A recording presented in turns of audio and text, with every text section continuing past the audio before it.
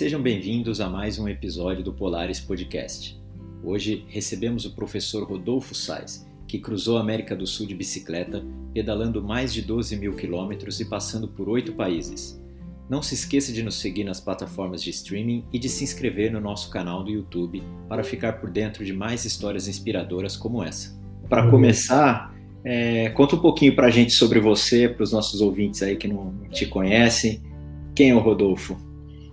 Bom, eu sou Rodolfo Sais, eu nasci em São José dos Campos, no interior de São Paulo, e fica na região do Vale do Paraíba, né? É uma região de alta tecnologia, tem muitas indústrias e tudo, e por aqui eu nasci, vivi e vivo até hoje. Eu já fui programador de computador, trabalhei uns 15 anos nessa área, e depois eu me formei em educação física. E aí eu comecei a trabalhar no futebol e depois dando aula, né, de futebol, futsal e badminton em projetos aqui da prefeitura, tá? E também trabalhei nas academias ao ar livre, que é um projeto da prefeitura muito legal para trabalhar com adultos e idosos.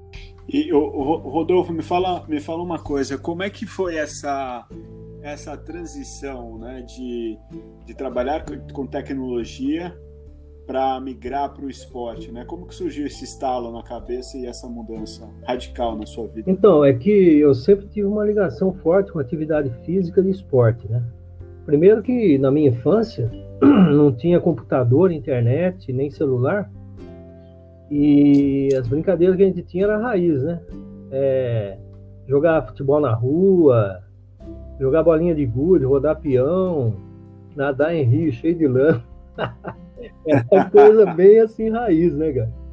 E esporte também, no caso, para mim, era futebol, né, cara? Futebol era fanático pro futebol. E a minha entrada no esporte, inclusive, foi através de futsal e futebol. Aqui mesmo na minha cidade, eu comecei a treinar em clubes aqui da cidade, né, futsal, e depois futebol de campo.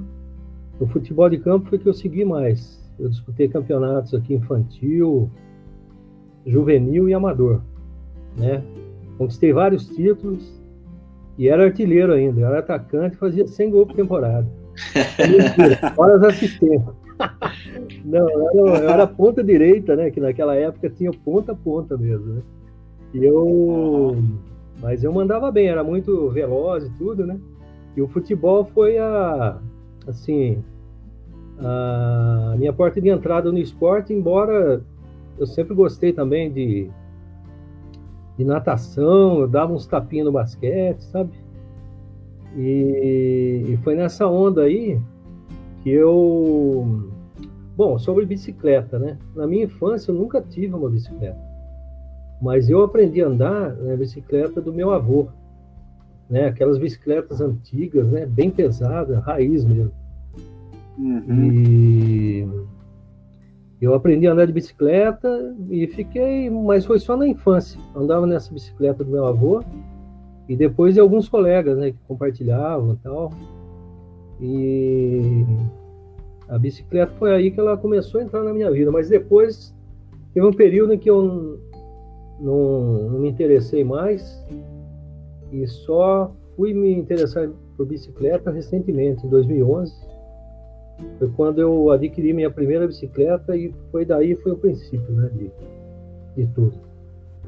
E, Rodolfo, como que surgiu a ideia do projeto, né?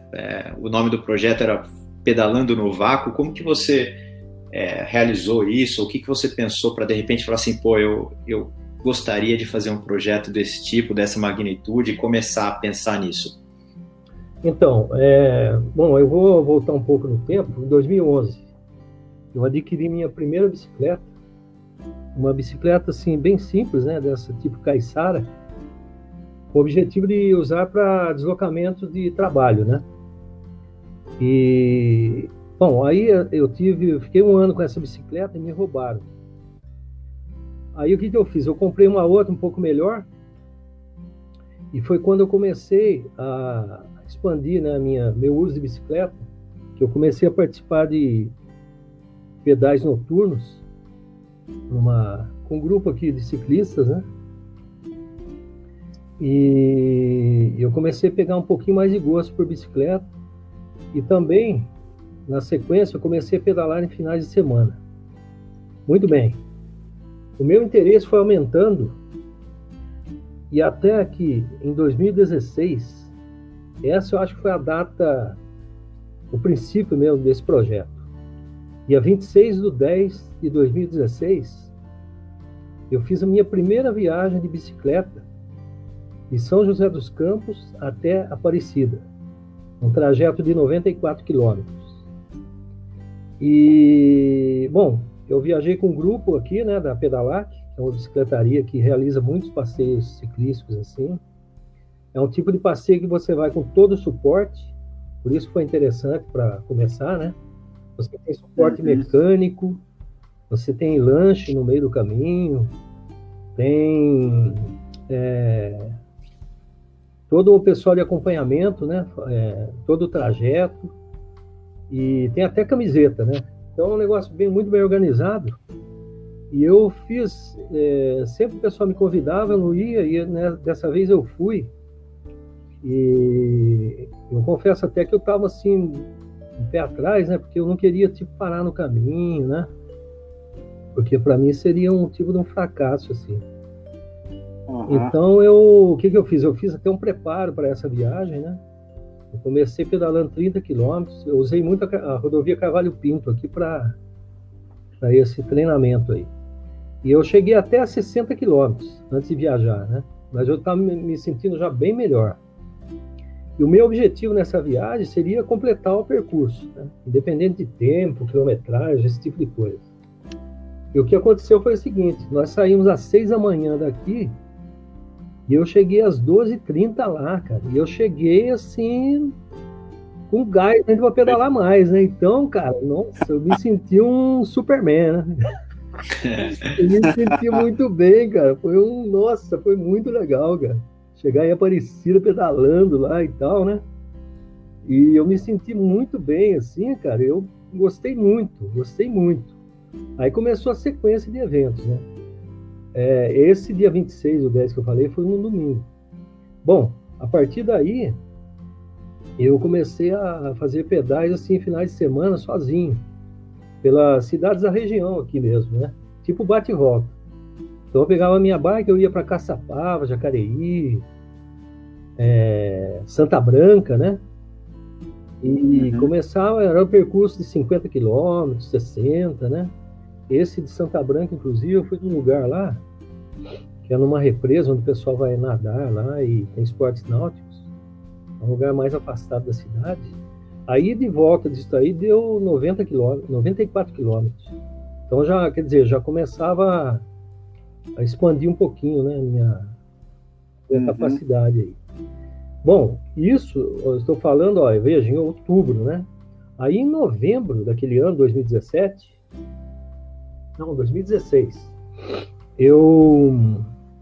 foi quando eu descobri o termo cicloturismo pela internet. Cara, eu vi, o primeiro caso que eu vi foi do Antônio Olinto. O cara viajou o mundo de bicicleta, cara. Eu olhei aquilo e falei, não acredito, cara. Bicicleta toda cheia de alforje, aquele tipo assim, né? Falei, nossa, rapaz. Então, para mim, aquilo lá pegou na veia, né? Como se diz, né?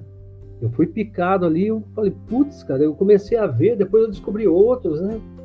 Outros cicloturistas que tinham feito viagem parecida e vi que tinha um mundo, assim, aberto, né, cara?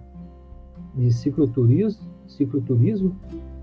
E foi quando eu comecei já a pensar em fazer alguma coisa, né? Ó, veja bem, em novembro, eu todos os dias eu acessava site de cicloturismo. Então eu fiquei, tipo, assim, bem motivado, né? Com essa possibilidade. E tanto que eu já fiz um roteiro, eu já preparei um roteiro, que era para janeiro, né? Aqui pela região. um roteiro de 600 quilômetros. Eu elaborei e eu ia fazer. Aí, infelizmente, por uma questão de financeira, porque eu esperava um aporte financeiro no final do ano que não veio. E aí me deixou um pouco frustrado isso daí. Mas em cima disso, em janeiro mesmo já de 2017, eu determinei, eu vou fazer nas minhas férias de julho, eu vou fazer um roteiro daqui de São José dos Campos até Florianópolis, de 900 quilômetros. E vai ser minha primeira viagem, assim, de cicloturista mesmo, né, com alforge, com carga, com tudo.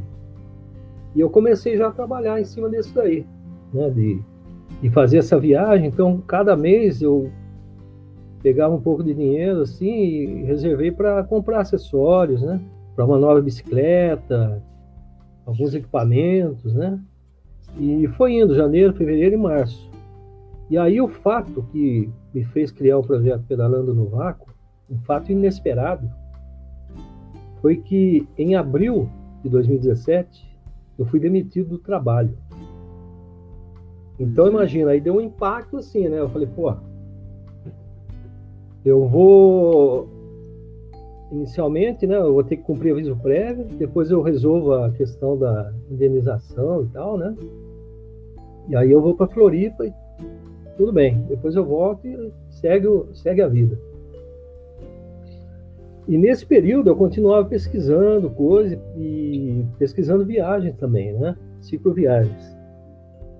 Foi nesse momento aí, do aviso prévio, que me deu um estalo assim. Eu falei, não, peraí. Eu vou para Floripa, volto, e aí se eu não arrumar emprego, essa verba que eu tenho aí, ela vai acabar rapidinho, né? Falei, não, então eu vou fazer um projeto maior. Foi aí que eu cheguei nesse ponto de fazer esse roteiro da América do Sul e criei o Pedalando no Vácuo. Então, foi um roteiro inicialmente para pedalar 16 mil quilômetros em 1 ano e meio, né? E a minha ideia era chegar na Colômbia e subir pela costa, ir até a Venezuela e só depois voltar para Medellín.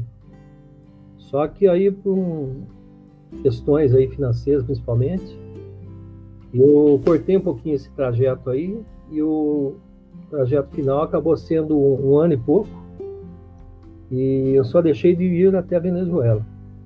Mas a história mesmo do projeto é exatamente essa daí que eu falei para vocês. Perfeito. E Rodolfo, uma curiosidade aqui antes de eu entrar na próxima pergunta. Quanto custa para fazer um projeto desse? Olha, eu vou falar uma coisa para você, cara. Eu nunca fui bom para lidar com dinheiro assim e tudo. É lógico que eu fiz um planejamento, só que aqui eu queria chamar a atenção de quem quer fazer uma viagem de aventura, uma viagem principalmente longa, né? Seja de bicicleta, mochilão, sei lá. O planejamento, nesse caso aqui, ele não funciona da mesma forma que funciona num ambiente corporativo. Um ambiente corporativo tem que ser muito rígido, cada centavo, né? Uhum. Agora eu te digo, olhando hoje o que eu fiz e o que eu tinha,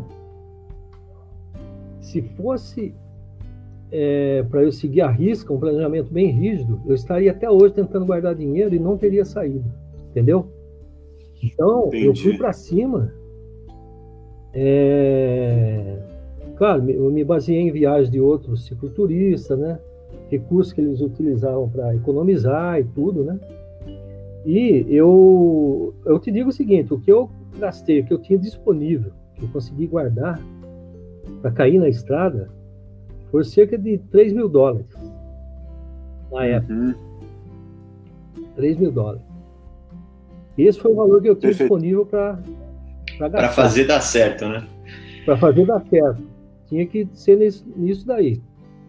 E eu não sei, eu não fiz um levantamento de quanto eu gastei de investimento, que foi o investimento em bicicleta, né, barraca, né, alguns equipamentos de viagem para estar podendo fazer esse tipo de viagem, né? Esse valor aí, mas aí eu digo para vocês assim, né? a viagem custou esse valor aí, $3.000? Não, ela custou muito mais do que isso. Mas no decorrer da viagem, eu tive muitas situações, né, que eu enfrentei e que foram altamente positivas para mim, principalmente questão de hospedagem. Então, por exemplo, eu fiquei 390 dias fora, desde o momento que eu saí daqui do Brasil, eu saí pedalando aqui de São José, até o momento que eu cheguei no aeroporto de Cumbica, eu voltei de avião. 390 dias. Desses 390 dias, 66%, quase 70%, eu não paguei hospedagem. Então, isso aí foi um ponto, assim, espetacular, sabe? Aí tem história, viu? Aí tem muita história, porque o custo de hospedagem é um dos maiores custos, é um dos desafios para a gente fazer uma viagem como essa. E, nossa, um ganho extraordinário, assim, em termos de conquistar, né, esse tipo de hospedagem gratuita, né? Isso aí também tem N situações aí. Eu dormi, nossa, em borracharia, igreja, bicicletaria. Eu dormi num vagão de trem abandonado, no meio do deserto do Atacama. E também eu tive muitas casas de família, né, que as pessoas me receberam, sabe? Isso aí é uma coisa que eu dou muito valor, sabe? Muito surreal, porque vocês imaginam, as pessoas nem sequer me conheciam. Elas acabavam de me conhecer e, cara, eles ofereciam pouso na casa delas, fazia comida para mim e tal, não sei o quê, sabe? É um tratamento que aqui onde a gente vive, assim, no dia a dia normal, é praticamente impossível, né? Isso daí foi uma surpresa, assim, muito grande para mim e valeu muito a pena, sabe? Professor, eu acho que o Rodrigo também deve ter trocentas perguntas aqui, porque cada coisa vai gerando uma curiosidade, né? Sim, sim. Mas assim, como é que foi? Primeiro o seguinte, foram 8 países que você passou, certo? Olha, é 9, né, contando o Brasil. Tá. Diga-se de passagem, eu conheci os estados do Sul, né, e um pouco de São Paulo, eu percorri, né, e cada estado é praticamente como se fosse um país da América do Sul aqui. Tem estado que é maior do que países, né? Então eu considero tudo aí 9 países. Então, Brasil, Paraguai, Uruguai, Argentina, Chile, Bolívia, Peru, Equador e Colômbia, é isso? Exatamente. E é incrível, né, Rodolfo? É um feito, assim, extraordinário mesmo. Como é que... Você falou um pouquinho do orçamento, né, do dinheiro. Como é que foi para você gerenciar isso ao longo do trajeto, do sentido assim, até quanto você poderia gastar, né, de você tentar segurar no começo, porque você não saberia o que você poderia ter de custo mais para frente, e até uma curiosidade minha aqui, como é que você lidou com o dinheiro? Quer dizer, você tinha acesso nos países a caixa eletrônico que você poderia usar, você tinha uma quantia em dinheiro, como é que foi lidar com o dinheiro nesse trajeto? Tá. Tranquilo. Pergunta recorrente essa. Todo mundo é um barato isso. Mas assim, deixa eu te falar. Bom, quando eu estava aqui no âmbito do Brasil, era tranquilo. Eu precisava de dinheiro, ia no caixa eletrônico e tirava, né? Aí quando eu fui para outros países, o primeiro país que eu fui foi Paraguai. Porque daqui de São José, eu peguei a parte do litoral sul aqui, né, que eu tinha que passar em Santos, que o meu filho mais velho mora lá, eu tinha que passar lá para dar um abraço nele, e depois eu segui para Foz do Iguaçu. Para entrar no Paraguai, eu fiz o seguinte, eu levei uns $, né, de reserva, e logo na entrada do Paraguai, eu já comprei a moeda deles, né, no caso. Então, durante a minha estada lá no Paraguai, por exemplo, foi normal. Eu usei a moeda deles, o valor que eu tinha, deu para pagar tudo, né? E do Paraguai, eu entrei por Ciudad del Este, fui até Encarnación. Paraguai até Argentina, eu peguei um trecho da Argentina aqui, em Posadas. Ali em Posadas, eu tinha dólar. Então eu troquei o dólar, cheguei em Ponta Grossa, troquei o dólar. Com esse dinheiro que eu fiquei, com o trecho pequeno da Argentina que eu percorri ali, deu para tranquilamente. E depois eu fiz uma coisa que muita gente não entendeu, que eu voltei para o Brasil, para o estado de Santa Catarina. Aí as pessoas falam, pô, mas por que você fez isso e não fez? Cara, o trajeto é muito coisa pessoal. Eu queria conhecer Foz do Iguaçu, que eu não conhecia. Então, já que eu estava lá, de cara ali com o Paraguai, falei, eu vou cruzar o Paraguai e depois eu volto. Aí eu cruzei todo o estado de Santa Catarina depois todo o estado do Rio Grande do Sul. E nessa volta no Brasil também eu utilizei o mesmo sistema. Eu usava a conta bancária aqui minha e tirava o dinheiro do caixa eletrônico. A partir eu fui do Rio Grande do Sul, né, até o Chuí, extremo sul do Brasil. Aí eu entrei no Uruguai. Eu reservei dólar, levei dólar e fiz a troca de moeda quando entrei no Uruguai e levei um pouco de dólar. Eu trocava conforme necessidade. E do Paraguai eu entrei na Argentina. Eu entrei já eu troquei uns dólares também para entrar lá. Só que daí, a partir da Argentina em diante, eu entrei por Buenos Aires, né, e saí por Mendoza.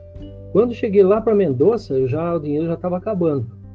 Eu comecei a utilizar a transferência de dinheiro pelo Western Union. A volta, você comentou que voltou de avião. Isso já estava programado, né? Você já tinha reservado ou foi mais no final da viagem mesmo que você foi sim planejando para ver como voltaria? O valor financeiro que eu tinha, eu sabia que ia acabar. Eu só não sabia quando. E aqui, Conrado, eu queria abrir um parênteses aqui, né? Que eu sou uma pessoa que eu sou muito desapegado de dinheiro. Acho que eu até exagerei isso durante a minha vida, né? Cara, eu achava que dinheiro trazia mais problema do que solução, né? Mas, enfim, durante a viagem, as pessoas me falavam assim, faz uns adesivos aí, você sai, você vende, só para te ajudar. Só que eu sou um péssimo vendedor. Eu fiz uma quantidade de adesivos, se não me engano, uns 300 adesivos, arrecadar fundos e tudo, né? Porque eu sabia que o meu orçamento não ia dar, ia acabar. Muito bem. Aí, eu não vendi nenhum, eu dei todos. Eu ia dando para as pessoas, entendeu? Elas vinham falar comigo e aquilo me dava muita moral, entendeu? Me motivava bastante. Cara, no começo da viagem, desde o começo, onde eu parava assim, no posto de gasolina, que eu parava muito, os funcionários do posto, às vezes clientes do posto, eles vinham falar comigo, cara. E era como se eu fosse tipo uma celebridade, assim, sabe? Eles tiravam selfie comigo, cara. Eu falei, louco, o que é isso, companheiro? Aí, mas isso eu ia aproveitando para, né, me manter com moral elevado, né? Só que eu não vendia, né? Eu dava para essas pessoas aí, pedia para seguir a página e tudo, beleza.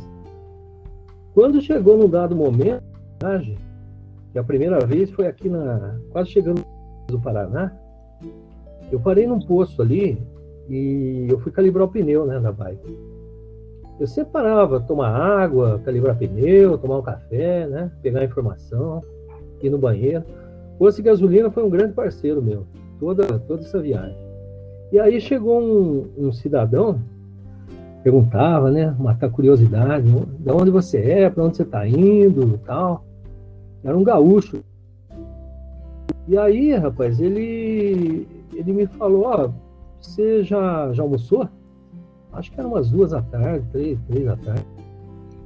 Eu falei, não. Falei, cara, eu te convido então, eu tô com a minha família aí, você ia te convidar para almoçar e tal. E nisso eu já tinha dado o adesivo para ele, né? Eu ainda tinha, que acabou rapidinho. Aí, ele pegou, cara, e falou, eu não tenho muito não, mas eu queria te dar uma ajuda aí. O cara tirou 100 pau e deu pra mim, cara, eu assustei, cara, eu dei um puta, não, cara, você é louco, R$1? Falei, não, tranquilo, cara. isso aí não vai fazer falta para mim, não. E você pode precisar, pode pegar tranquilo, sem crise. Aí eu peguei, cara.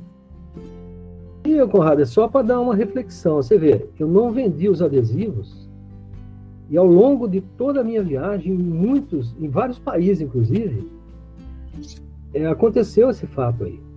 O detalhe é o seguinte, eu nunca pedi um centavo para ninguém, mas as pessoas espontaneamente, elas ofereciam. E claro, de fato, como eu sabia que ia precisar, eu pegava e agradecia, né? Lógico.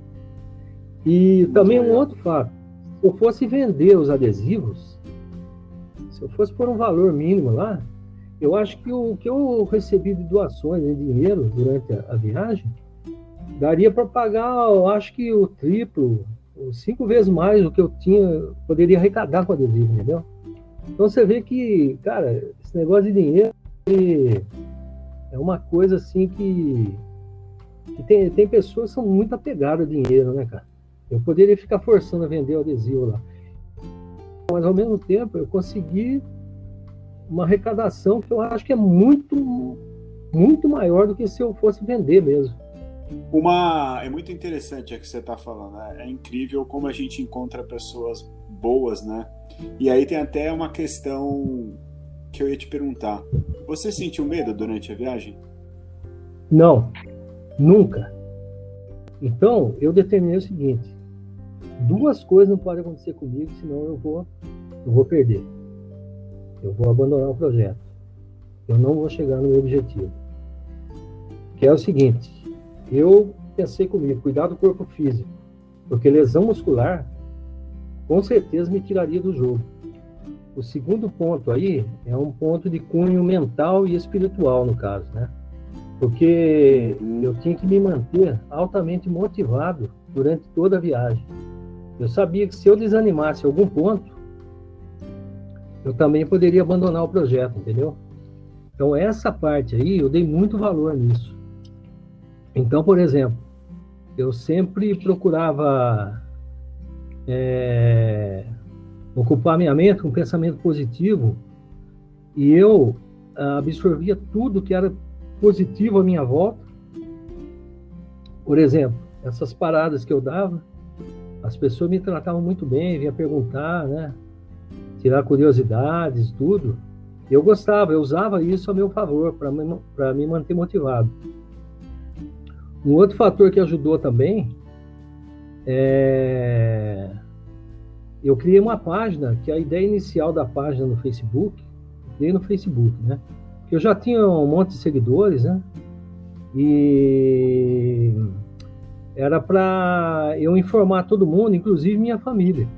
Porque eu falei, olha, eu não sei se eu vou ter internet, às vezes não tem dificuldade de internet. Então, eu vou colocar um relato, né? Tipo um diário, né? Sempre que eu puder, na minha página no Facebook, assim todo mundo acompanha e aí eu já fico tranquilo também, né? Lógico que para minha família eu fazia ligações assim extras, né? Não ficava só no Facebook, mas no geral era isso, porque todo mundo, cara, fazia a mesma pergunta, né? E não tinha como eu ficar respondendo assim, né? E bom, eu usava também os comentários da página, o que o pessoal curtia, que daí eu via que o pessoal estava acompanhando, né? Inicialmente o pessoal daqui que já estava na minha página, depois no decorrer do caminho, e mandava sempre mensagem positiva para mim. Então isso aí me ajudava. E a questão de medo aí, cara, eu vou falar, em nenhum momento eu tive medo. Eu estava com, assim, o meu estado mental, espiritual, eu brinco, né? Tava 200% o tempo todo, cara. Entendeu? Legal. Então eu nunca tive medo, cara. Eu fui seguindo mesmo, com força total, entendeu? Teve muitos perrengues, mas eu não estava nem aí. E qual foi a maior dificuldade que você enfrentou, professor? Olha, eu enfrentei altas temperaturas, baixas temperaturas, altitudes, né? Lógico, por ter restrições financeiras, você me perguntava, você se alimentou como? Você se alimentou bem? Tinha hora que não. Era aquela coisa racionada. Eu comia o que tinha disponível, né? Uhum. E sempre pensando que o dinheiro podia acabar e tal. E essas questões aí que, digamos assim, incomodavam um pouco, mas eu seguia normal. E agora, dificuldades, ó, vou falar algumas envolvendo a questão de saúde. Eu tive alguns problemas, né, durante a viagem. Então, por exemplo, eu tive cólica renal, que é quando a pessoa tem pedra no rim, sabe? Uhum. Sim. E, cara, isso aí dói muito, cara. Dói demais. Mas eu tava tão iluminado, cara, que eu tive 3 crises. Uma aqui em Colônia Aurora, na Argentina, uma em San José, no Paraguai. Não, desculpa, é Uruguai mesmo. São José, Uruguai. E a outra em Popayán, na Colômbia. A mais forte de todas foi aqui a primeira, que foi aqui na Colônia Aurora, na Argentina. E ali, só para você ter uma ideia, eu tive que ficar 2 dias internado lá, tomando soro. Entendeu? Então, mas eu tô descolado, porque eu já tive muitas crises renais, então tudo bem. É só a logística ali que ficou complicada para mim, mas tudo bem.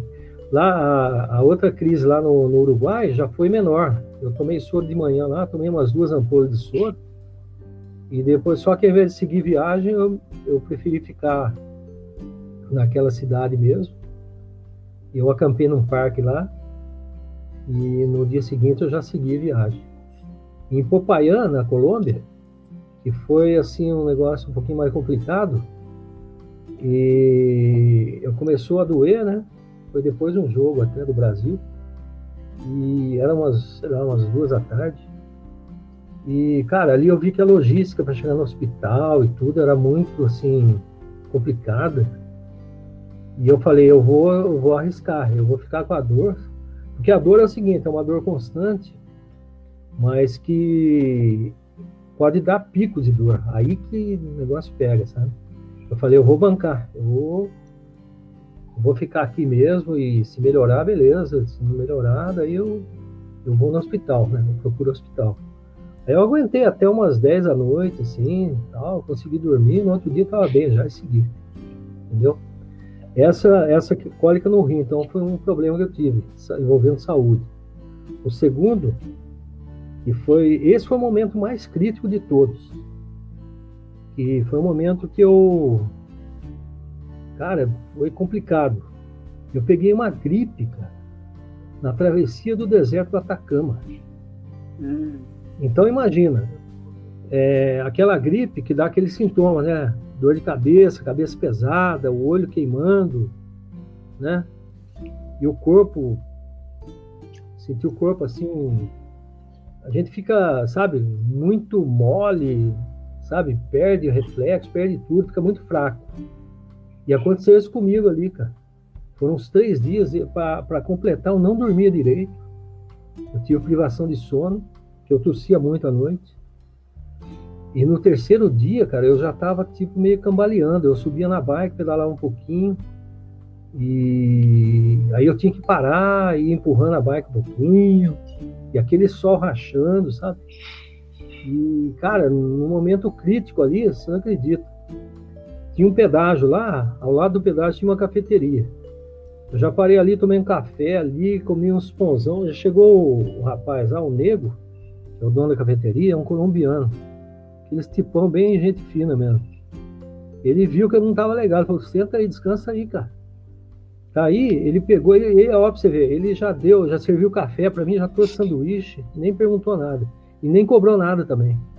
Ele falou, ó, vou te falar uma coisa, ali na frente tem uma hospedaria ali. Se fosse você, eu descansava lá e amanhã você seguia em frente. E eu fiz isso mesmo. Eu fui na hospedaria, tinha hospedaria e restaurante, né, no mesmo dono. Aí o que eu fiz? Eu cheguei lá, eu tomei um banho. A minha alimentação também não estava sendo boa, né, nesses dias. Então ali eu comi lá um menu, que eles chamam, né? Primeiro vem uma sopa e depois vem um prato de comida. E depois ainda você pode tomar um chá, um café, né? Eu almocei ali, E depois eu jantei também mais tarde. E aí eu consegui uma boa noite de sono. Essa noite de sono me fez acordar muito disposto no dia seguinte. Então, dali para frente, eu recuperei e consegui ir até o fim. Estava um pouco resfriado ainda, mas eu consegui ir até o fim. Então, esse foi um momento assim, bem crítico, né, em termos de saúde. Praticamente foi, acho que esses 2 pontos aí. Ah, não, teve um também que isso aí me preocupou, que foi o tal do bicho do pé. Cara, eu nem sabia que tinha isso. Eu peguei o bicho de pé, rapaz, que eu, assim, o pé incha, né, na sola do pé, tinha um pontinho preto lá, né, um buraquinho. Uhum. E, cara, eu falei, não é possível, eu pesquisei na internet, cara, eu vi que precisava de cirurgia, era o tal do olho do peixe, né? Eu falei, putz, eu não acredito, cara. Daí eu cheguei numa cidade de Mondaí, lá, um senhor muito influente da cidade, ele arrumou uma consulta com o médico lá. Mas o médico, eu acho que só por educação ele me atendeu, mas ele nem olhou para minha cara direito, nem viu nada. E deu um remédio lá, eu tomei, mas não adiantou nada. Mas aí quando chegou ali isso foi em Santa Catarina, né? Quando chegou em Saudades, em Santa Catarina, que aí eu fui, assim, eu me hospedei no Corpo de Bombeiro lá. Inclusive, olha que interessante, cara. Eu estava na rua lá, eu estava quase ficando num hotel. Eu pensei em ir no Corpo de Bombeiro. Do outro lado da rua, o Dioli, que é um bombeiro lá local, o cara estava do outro lado da rua lá, o cara parou o carro, abriu a porta, falou, tal, já acenou para mim e tal, né? O cara, ele é professor de educação física, bombeiro e é ciclista também. Então, tem aquelas identificações, né, cara? Aí ele veio assim, já na hora ele falou para mim, cara, para onde você está indo? O que você está procurando? Eu falei, cara, eu tô a fim de ir no Corpo de Bombeiro aí, não sei o que, me segue aí que eu sou bombeiro, pode me seguir aí. Ele foi um pouco na frente, eu cheguei lá e já tinha armado tudo, eu fiquei lá, né? E, cara, o bombeiro lá, ele queria meter a faca, né? Eu falei, não, cara, eu acho que isso aí é olho de peixe, tem que fazer uma cirurgia, né? Bom, por final das contas, eu fiquei um dia no bombeiro e depois o Dioli, ele levou para me hospedar na casa dele. Eu fiquei 2 dias lá. Aí nesse período que ele falou comigo, falou, Rodolfo, se fosse você, eu ia no médico, cara. Ah, cara, um médico, às vezes eu nem olho direito e tal. Não, vamos lá, eu converso com ele. A gente sempre tem contato com os médicos. Cara, o médico foi lá, aí ele enfiou a agulha lá mesmo, cara. Ele falou, passa a agulha aí. Porque ele perguntou se coçava, né, cara? Ele falou, você sentia coceira, alguma coisa? Eu falei, sentia muito, tem hora que coça muito. Eu falei, ele falou para os enfermeiros, traz o negócio aí. Ele pegou e espetou a minha sola do meu pé lá, eu só via a turma falar, Falei que saiu o bicho lá, rapaz. Era bicho de pé que eles chamam. Cara, esses perrengues de saúde foram praticamente esses aí, mas praticamente não comprometeu muito, eu acho, sabe? Trouxe preocupação, sim, mas não me derrubou, não. E acabou sendo solucionado, né? Boa. E a questão de segurança de assalto, teve alguma coisa? Não, cara, não teve. Cara, é isso que eu falo, cara, é o contrário. Porque é o seguinte, um dos obstáculos que quem vai fazer uma viagem assim encontra é justamente esse daí, cara. Porque a mentalidade das pessoas... Porque, assim, aqui onde a gente vive, a gente, na verdade, ancora a nossa vida num raio pequeno de quilometragem durante toda a nossa vida. Pode ver para você ver, a pessoa vive ali, ela vai volta para casa, vai para o trabalho, volta para casa. De vez em quando dá uma saidinha. Mas ela ancora a vida dela numa... É o que eu chamo de bolha, né? A gente vive numa bolha. E dentro dessa bolha, cara, existe muito medo e insegurança das pessoas. Então, por exemplo, eu, sinceramente, cara, eu saí para viajar, eu saí bem seguro. Eu sabia, claro, que ia enfrentar problemas, né? Problema que eu já imaginei de cara, estradas, né, com muito movimento, estrada movimentada, perigo de acidente, assalto, sim, pensava também, mas eu não dava nem bola, cara, não dava nem bola. E ao longo da viagem, no dia a dia, o que eu fui encontrando é o contrário, cara. O pessoal falava até de policiais, cuidado dos policiais. retirar dinheiro de você, não sei o que, papapá. Cara, eu só tive ajuda. Policiais, bombeiros, entendeu? E era sempre isso que eu ouvia: cuidado, cuidado, cuidado. Cuidado com o policial. O pessoal, você vai no Paraguai, nossa, cuidado, cara, cuidado, não sei o que, não sei o que. E o que acontecia, cara? No Paraguai, você precisa ver como é que eu fui bem tratado lá, cara. Tinha os bombeiros amarelos lá, só pra você ter ideia. Os bombeiros amarelos, voluntários, eles não são bombeiros militares como é aqui no Brasil, são voluntários. Eu, de 25 dias que eu fiquei, que eu demorei para cruzar o Paraguai, praticamente toda cidade que eu ia, eu ficava nos bombeiros amarelos voluntários, cara. Eles me recebiam lá, me hospedavam, sabe? E policiais que eu encontrava em postos policiais, eles me recebiam, ofereciam água, café, essas coisas. Cara, muito legal. Eu lembro quando eu ia entrar no Chile, o pessoal da Argentina falou: Rodolfo, cuidado, hein, cara. Pô, os carabineiros lá, não sei o quê. Cara, um dia eu tava viajando, eu tava no embalo mesmo, mas já tava escurecendo. E eu precisava chegar num cruzamento lá da estrada, para sair da estrada principal, da Ruta 5. O que aconteceu? Furou o pneu, bem próximo ali de uma base militar ali dos carabineiros. Eu cheguei lá, pedi lugar para acampar lá e tal, né? O soldado, a princípio, liberou. Aí chega um comandante lá, bração cruzado. Não, aqui não pode acampar. E daí, né, cara, aí você vê certas coisas, né? As pessoas têm alguns tipos de preconceito, né, cara? Com gente assim, né? Aí começou o comandante, ele começou a fazer pergunta para mim. Você faz o quê? Eu sou professor de educação física. Ah, é? E o que você faz? Você dá aula do quê? Não, eu não dou aula em escola, não. Eu dou aula de futebol, de futsal.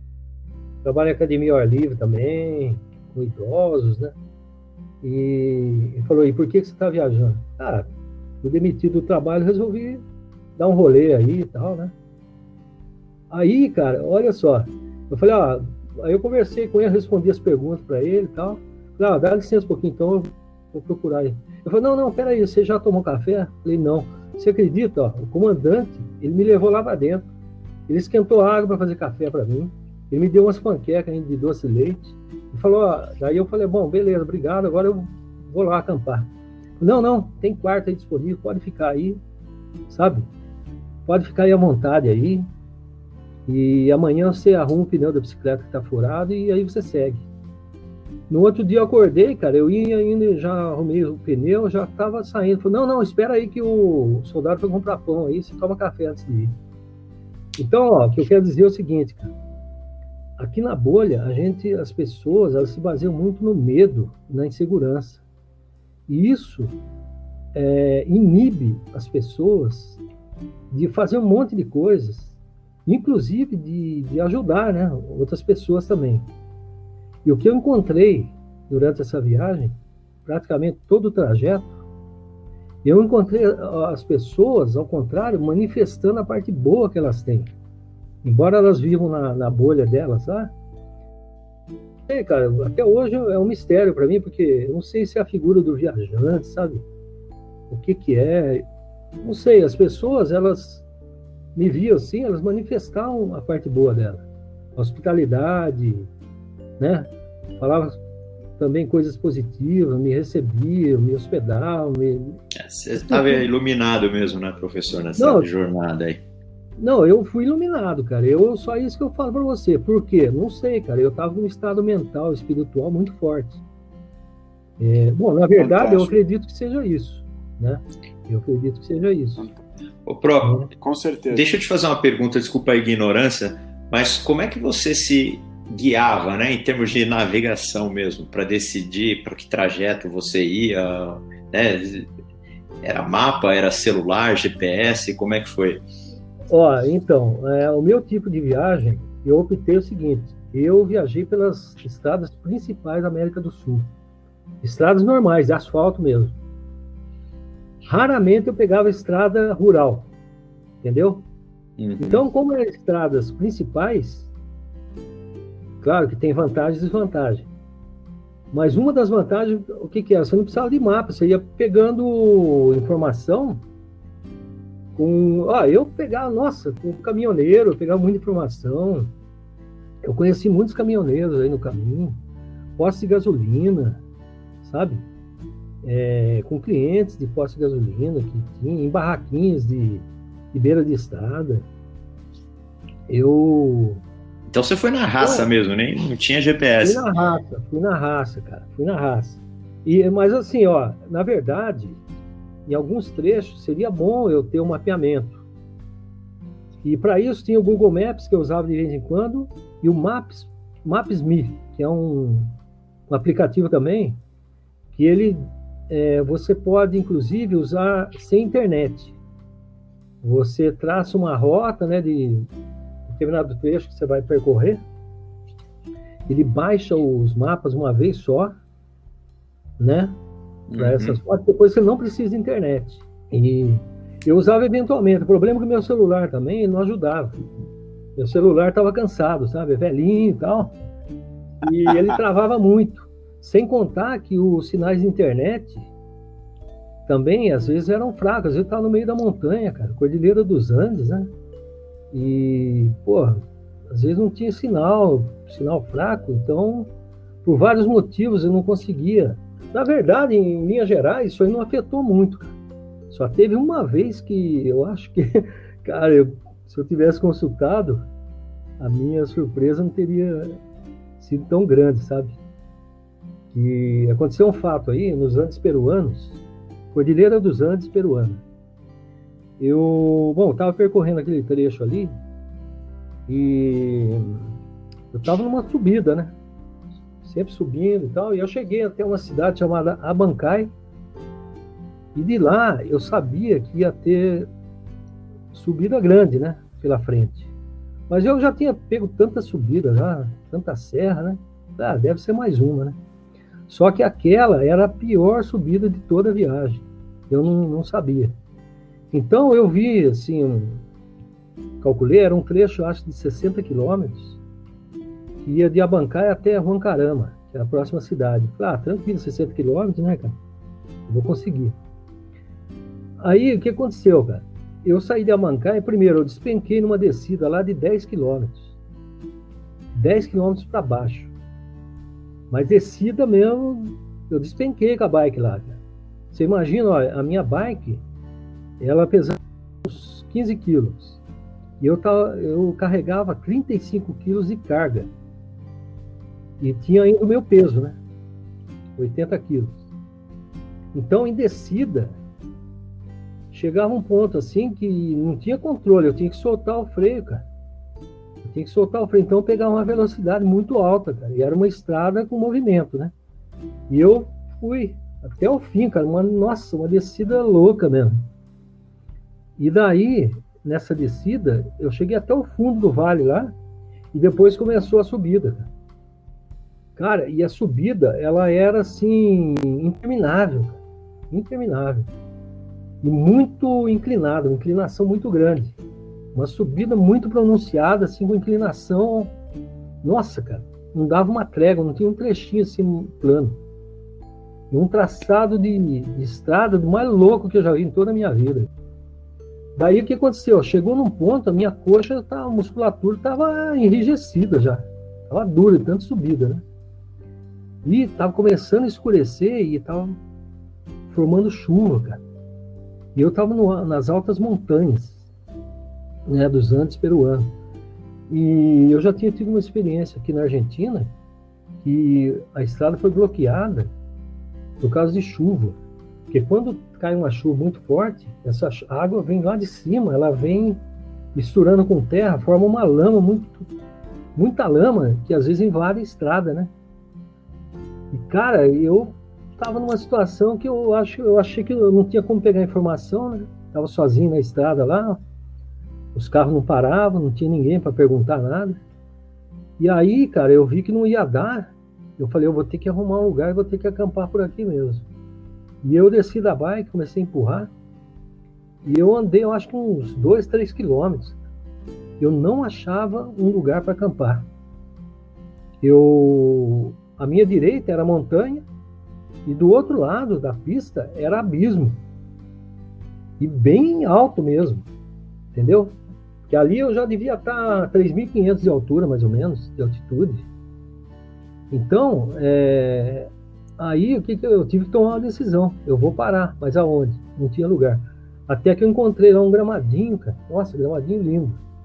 Mas era bem na beira da estrada, né, cara? Não é recomendável acampar assim tão perto, né? Mas ali, como eu vi que não tinha movimento, eu parei, montei a barraca ali rapidinho. Foi o tempo de eu entrar na barraca, comer alguma coisa e começou a chover. Mas graças a Deus foi uma chuva não muito forte. Foi uma chuva tranquila. E eu ali, nesse dia, eu estava tão cansado, eu apaguei ali. Foi o dia que eu acho que foi a melhor noite que eu dormi toda a viagem. Eu dormi bem e eu acordei com um barulho que ali era um local que provavelmente tinha alguma fazenda ali embaixo ou alguma comunidade, não sei. E o pessoal saía com os cavalos lá e uns gados para levar para pastorear em algum lugar. Eu lembro que eu acordei assim, cara, com barulho, e eu saí assim, cara. Tinha um senhorzinho lá, ele olhou meio desconfiado, meio dando risada, sabe? Eu falei, o que esse louco tá fazendo aqui acampando? E aí, cara, nossa. Então, se eu tivesse tido um histórico de altitude, né, mais elaborado, eu não teria passado por isso. Mas aí que tá, sabe, Conrado? Chegou num tempo aí da viagem também, que, cara, eu queria me libertar de regra, tá? Eu queria sair da bolha totalmente, eu queria me libertar de regra. Então, às vezes, eu deixava mesmo, eu nem pegava muita informação, porque eu queria conhecido mesmo e fazer o que tinha que ser feito e fim de papo, sabe? Uhum. Mas depois disso aí eu comecei a ficar um pouco mais esperto, assim, sabe? Nossa, E Rodolfo, uma pergunta assim, principalmente da viagem como um todo. Qual foi o maior aprendizado para você? O que você tirou que isso você vai usar pro resto da sua vida? Nossa, cara, é bastante coisa, cara, mas assim, no geral, cara, eu digo o seguinte, cara, a gente vive uma vida muito tutelada, a gente forma uma bolha no entorno da nossa vida e que limita a gente de desfrutar realmente da vida, sabe? Ó, veja só, a Terra é um planeta imenso e a gente passar a vida inteira dentro da bolha, cara, é um desperdício demais isso. É um desperdício demais. Por isso que viajar, cara, é uma coisa fantástica. Ele abre sua mente, assim, 360 graus, né? E, assim, eu percebi que você sentir essa sensação de liberdade, cara, é isso que é o real da vida, sabe? Porque esse negócio, assim, eu tenho uma teoria do DNA que é a seguinte, ó. Na Terra hoje são 7 bilhões e pouco de habitantes, são 7 bilhões e pouco de pessoas diferentes, cara. Tá? Tem digitais diferentes, tem DNA diferente. O ser humano por si, ele é diferente. E quando você é tutelado, como é o caso, né, quando você vive na bolha, as pessoas, elas invertem. Tem uma inversão de valores aí. O melhor da vida é a vida. Mas aqui na bolha, as pessoas são induzidas a viver em função de trabalho, dinheiro e consumo de produtos, cara. Cara, isso aí não é vida, cara. Isso aí, trabalho é um meio, não um fim. Dinheiro é um meio também, não um fim. Sabe? Então, uma coisa que ficou claro para mim é o seguinte: para você ter liberdade, e isso eu senti na prática, é o seguinte, é você viver o mínimo necessário, sabe? Por exemplo, eu tinha minha bicicleta, eu tinha que carregar aquele peso. Tinha casas que me recebiam, as pessoas queriam dar presente para mim, queria dar, por exemplo, casaco. Eu falei, não, você precisa porque você vai passar frio. Eu recusava. É o contrário daqui, ó. Aqui na bolha, a gente cada dia quer mais. A pessoa, ela tem um guarda-roupa, ela vai enchendo de roupa, que às vezes ela nunca usa. De repente ela acha que está pequeno o guarda-roupa, compra o maior. para guardar um monte de roupa que ela usa uma vez, deixa lá, nem lembra que existe. Compra um monte de sapato, vai enchendo, vai enchendo. Na viagem eu aprendi o contrário, eu procurava coisas para me desfazer, entendeu? Para ficar o quê? Para ter menos peso para carregar e se sentir mais livre. Porque quanto mais coisa você tem, você acaba se escravizando em cima daquilo. Então, sabe, isso aí para mim é uma coisa que está muito clara hoje em dia, sabe? A gente deve ter a maior simplicidade possível, viver da melhor maneira, mais leve possível. Experimentar a verdadeira liberdade de viver, sabe? Então, muito bom, professor. Olha, eu acredito que daqui a alguns anos eu ainda vou lembrar de alguma coisa nessa viagem que vai me fazer mudar conceitos, sabe? Eu vou aprender alguma coisa. É porque foi muita informação em 390 dias e eu vou processando, né? No dia a dia. Mas algumas de cara eu já pego. Então essa daí é uma. Viver com o mínimo necessário. Na simplicidade, sem ostentação. Fantástico isso que você está falando, porque realmente quando você sai da bolha, né, você está aberto para o mundo e você vive com menos, é muita informação, né? E eu acho que isso você vai processar o resto da sua vida. E quanto menos você esperar, vai cair uma ficha, vai falar, é isso, né? Significa isso. Fantástico. Sem dúvida. E, Rodolfo, você pensa em fazer outra viagem desse tipo ou já deu? Ah, tá. Outra coisa que eu aprendi também nessa viagem aí é o seguinte, cara. O máximo que a gente tem que viver é o momento presente. Viver o momento. Eu olhei para trás da minha vida, eu vi quantos planejamentos, quantos projetos eu fiz. Eu criei muita expectativa, investi tempo, investi dinheiro e que não deram certo, sabe? Então, às vezes a gente foca muita coisa assim em plano futuro. Então, eu aprendi a viver dia a dia. Nessa viagem foi isso que eu fiz. Até porque eu não tinha rotina, né? Qual que era a minha rotina? Minha rotina, eu saía, eu sabia que eu ia dormir num lugar diferente, interagir com pessoas diferentes e talvez comer comida diferente, às vezes idioma diferente, cultura diferente.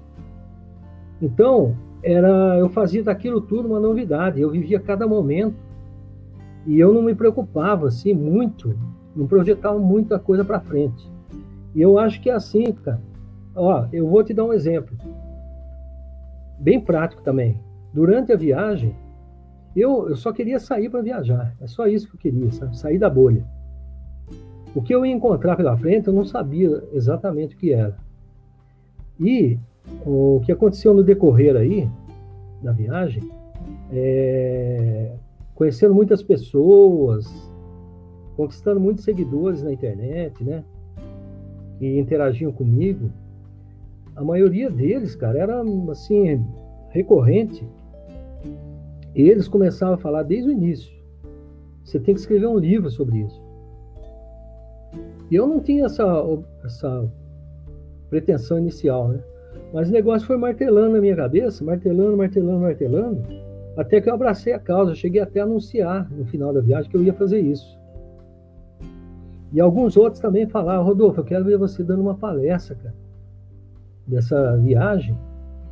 E, cara, você tem muita coisa para passar para as pessoas, cara. Pelas publicações, né, que eles viam, eles às vezes sentiam muita motivação e tudo. E eles falavam, davam um feedback nesse sentido para mim. Então, por exemplo, eu abracei a causa do livro e cheguei a anunciar até isso. E também, até mesmo de palestra, né? Que eram esses dois pontos aí. Eu pensei nisso para quando voltasse para cá. Bom, aí a volta, né? A volta, cara, é uma questão que eu não fiz planejamento para voltar. Eu fiz para sair, mas não fiz para voltar. Então aí eu volto, aí o que eu encontro? Por exemplo, primeira coisa, eu encontrei minha mãe, ela estava com problema de saúde, cara. Ela teve uma artrose no joelho. E, lógico, né, eu sou professor de educação física, eu sabia que eu podia ajudar. Então, meu foco todo, já parei tudo, já resolvi focar naquilo. Eu esperava isso? Lógico que não. Eu não planejei, não tinha... Meu planejamento era esse, eu ia chegar, eu ia começar a tabular dados do livro, eu escrevi diário de bordo, né? Tem muitas informações lá, tem o meu site também que tem muitas informações, e a minha ideia é começar a compilar esses dados, tabular os dados, né? Para escrever o livro. Só que, cara, eu encontro já a minha mãe assim nesse estado, e precisando de mim, né? É lógico que o meu foco mudou totalmente.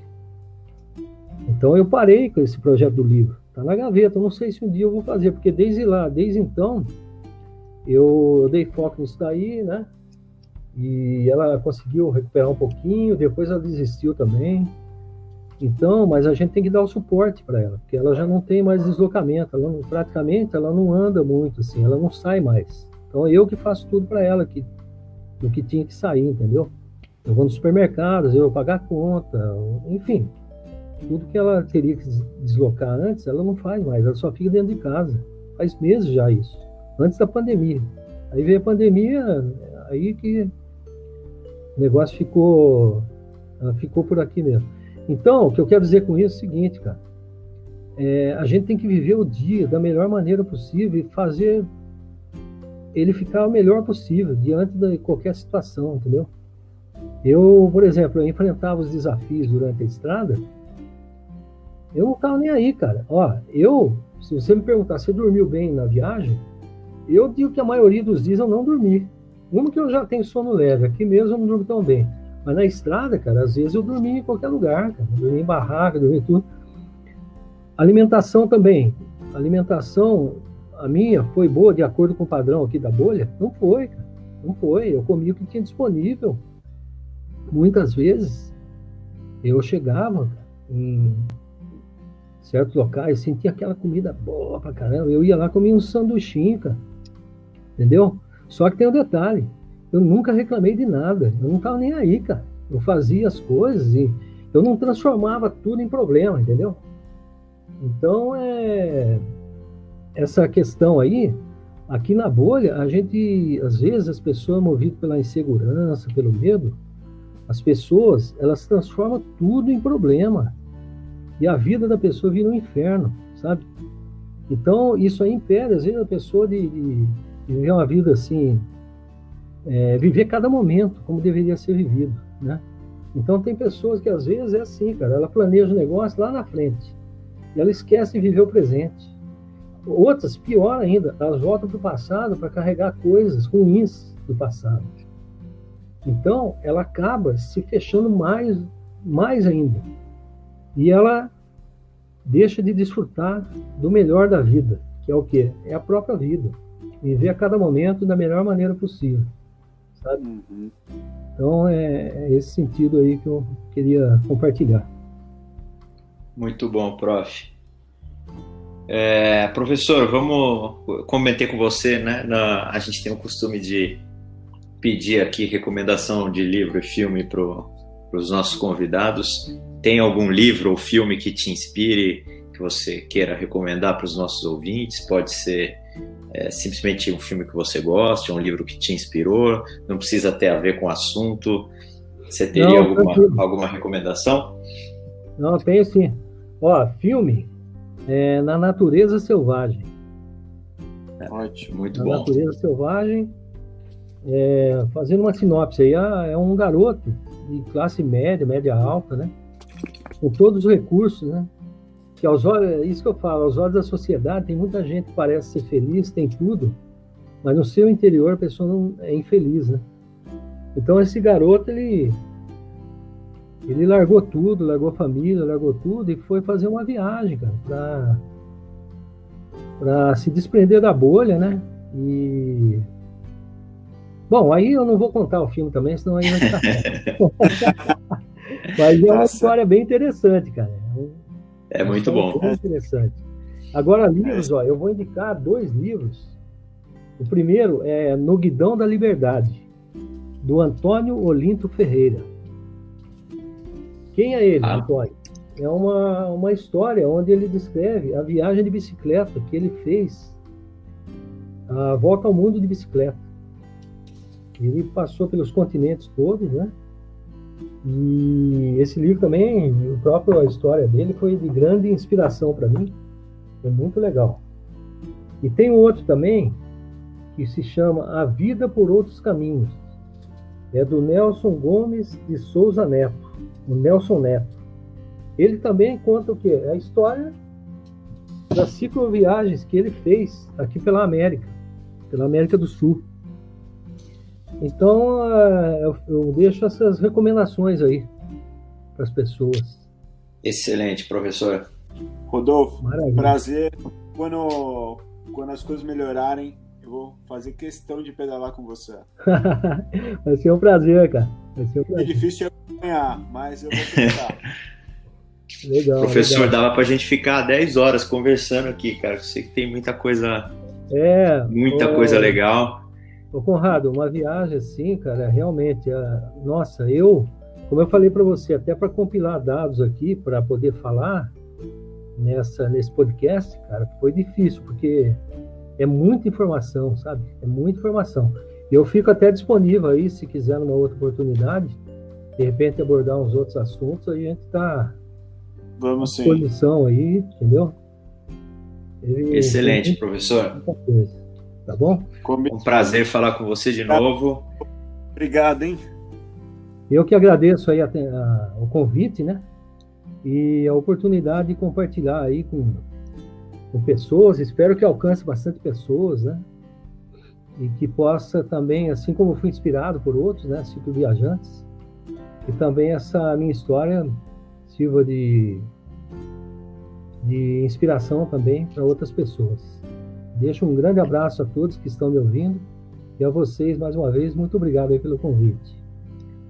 Obrigado, professor. Obrigado. Um abração. Um abraço.